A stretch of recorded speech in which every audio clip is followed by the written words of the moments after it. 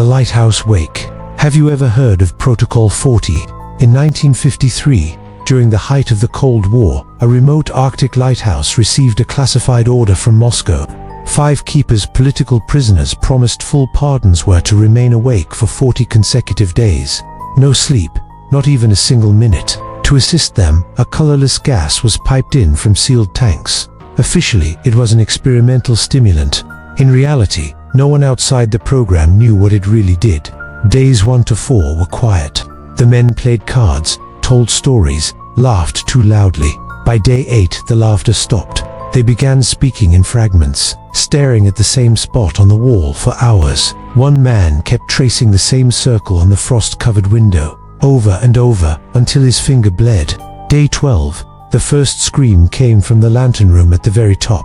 Not pain, something worse. Recognition. He wouldn't stop until his throat gave out. After that, only whispers. The microphone inside picked up 4 voices, then 3, then 2, then 1 voice speaking for all of them at once. They stopped asking to leave. On day 28, the research ship radioed in. No reply. Only the low hum of the gas valves, and a single sentence repeated like a heartbeat. "We have seen what watches from the dark between stars."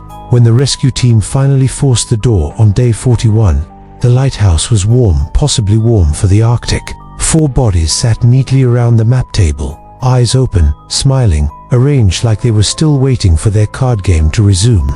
The 5th man was found at the very top, inside the lantern itself. He had removed every piece of glass and was holding the bare blazing bulb against his chest. He was still awake, still smiling. When they tried to pull him down, he looked at the commander and spoke in a voice that sounded like 5 men at once. "We failed the test, but the light finally learned our names." The lighthouse was demolished a week later.